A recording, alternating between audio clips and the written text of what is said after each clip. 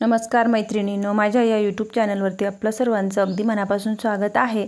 तर आपल्याला आजच्या ह्या व्हिडिओमध्ये गोलगळ्याला छान अशी साडीच्या थोड्या कपड्यापासून छान अशी डिझाइन तयार करून घ्यायची आहे। त्याच्यासाठी मैत्रिणींनो व्हिडिओ स्किप न करता पूर्ण बघा आणि आवडल्यास नक्की लाईक करून चॅनलला सबस्क्राइब करा। तर तुम्ही जो कोणता साईजचा ब्लाउज शिलाई करत असणार त्या मापानुसार शोल्डर, मुंढा, गळ्याची उंची, ब्लाउजची उंची सर्व माप टाकून अशा पद्धतीने आपल्याला अस्तर कट करून घ्यायचा आणि इथं तुम्ही तुमच्या आवडीनुसार गळ्याचा शेप देऊ शकतात।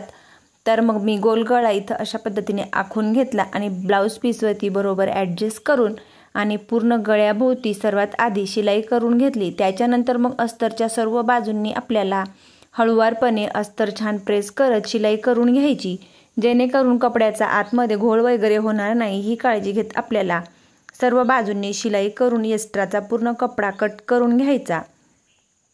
पूर्ण कपडा कट करून झाल्यानंतर जो काही गोल आकार आहे तो सुद्धा कट करून आणि छोटे छोटे कट मारून घ्यायचे। त्याच्यानंतर मग मागच्या साईडला जे काही टक्स आहेत दोघंही टक्स देऊन आणि कमरपट्टी लगेचच जोडून आपल्याला जो काही मागचा पार्ट आहे तो रेडी करून घ्यायचा। तर बघू शकतात पूर्ण टक्स देऊन आणि कमरपट्टी जोडून घेतली।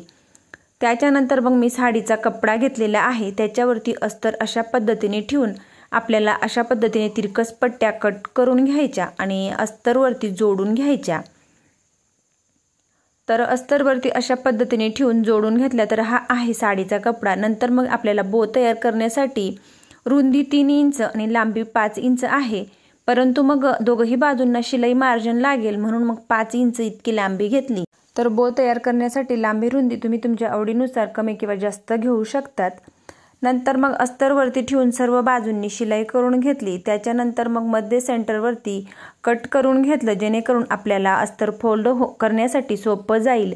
चारही कोण्यांना कट मारून घेतले, एक्स्ट्राचा कपडा कट केला आणि अशा पद्धतीने बरोबर मी अस्तर फोल्ड करून घेतला। त्याच्यानंतर त्याच्या सर्व बाजूंनी आपल्याला शिलाई करून घ्यायची।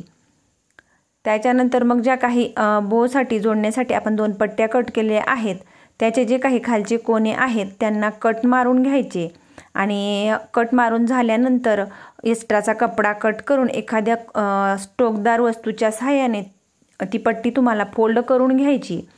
तर मी अशा पद्धतीने फोल्ड करून घेतली। त्याच्यानंतर मग त्याच्या सर्व बाजूंनी सुद्धा लगेचच शिलाई मारून घेतली। याच पद्धतीने दुसरी पट्टी सुद्धा आपल्याला तयार करून घ्यायची। त्याच्यानंतर मग बो अशा पद्धतीने पकडून आणि धाग्याच्या साहाय्याने आपल्याला पॅक करून घ्यायचं आहे आणि नंतर मग 4 गाठ मारून पॅक करून घ्यायचं, जेणेकरून धागा लगेचच निघणार नाही। नंतर मग एक्स्ट्राचा धागा वगैरे कट केला। त्याच्यानंतर मग इथं आपल्याला हे पार्ट तयार करून झाल्यानंतर ब्लाउजला आपल्याला पायपिंग करून घ्यायची आहे। तर तुम्ही तुमच्या आवडीनुसार साडीचा कपडा किंवा मग गोल्डन कलर तुम्ही तुमच्या आवडीनुसार पायपिंग करू शकता। तर मी गोल्डन कलरचा तिरकस धाग्यात ह्या पद्धतीने पट्ट्या कट करून घेतल्या आणि अशा पद्धतीने डबल फोल्ड करून आणि पायपिंग करून घेत आहे।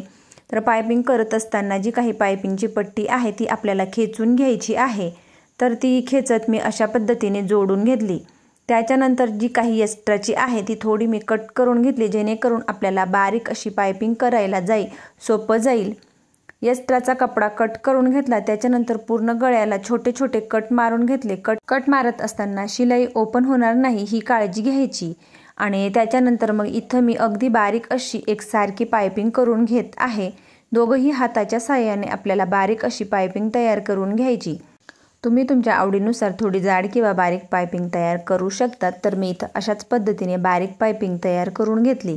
पायपिंग तयार करून झाल्यानंतर आपल्याला मग साडीचा जो काही कपडा आहे त्याच्यापासून आणि ब्लाउजच्या कपड्यापासून ट्रायंगल शेपमध्ये डिझाईन तयार करून घ्यायची आहे। तर मी इथं साडीचा आणि ब्लाउजचे छोटे छोटे चौकोन तयार करून घेतलेले आहेत। तर त्याची लांबी रुंदी 2.5 इंच किंवा 3 इंच घ्यायची आहे। जर तुम्हाला थोडी मोठी डिझाईन बनवायची असेल तर तुम्ही थोडा कपडा एक्स्ट्रा घेऊ शकतात 3 इंचाचा। तर मी हा 2 इंचाचे लांबी आणि रुंदी घेतलेली आहे। त्याच्यानंतर मग साडीचा कपडा आणि ब्लाउजचा कपडा दोघंही कॉन्ट्रास्ट कलर आपल्याला इथं जोडून घ्यायचे आहेत, जेणेकरून ब्लाउजच्या डिझाईनला छान असा लुक येईल।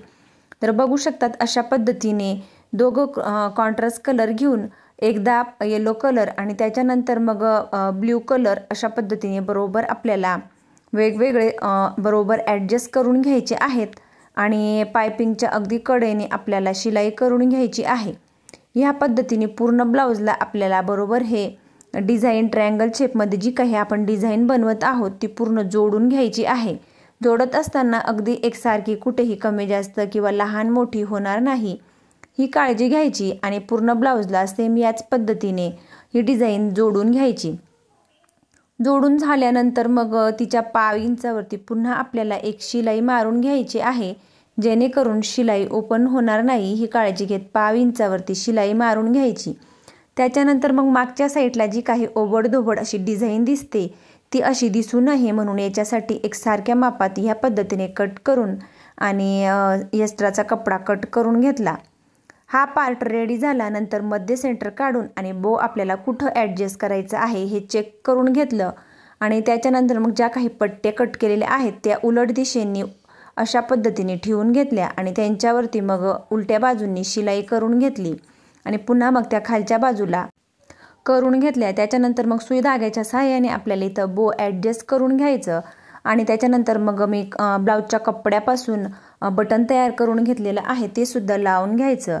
तर अशा पद्धतीने कमी वेळेत खूप छान अशी ही ब्लाऊजची डिझाईन मी इथं तयार करून घेतली। तर तुम्ही सुद्धा अगदी कमी वेळेत साडीच्या थोड्या कपड्यापासून खूप छान अशी ही डिझाईन तयार करू शकतात। व्हिडिओ आवडल्यास लाईक करा, शेअर करा आणि चॅनलवरती नवीन असल्यास चॅनलला सबस्क्राईब करून जवळच असलेल्या बेल आयकॉनला प्रेस करा, म्हणजेच माझ्या अशा येणाऱ्या नवनवीन व्हिडिओची अपडेट तुम्हाला येत राहील। आणि ही डिझाईन कशी वाटली हे कमेंट करून नक्की कळवा।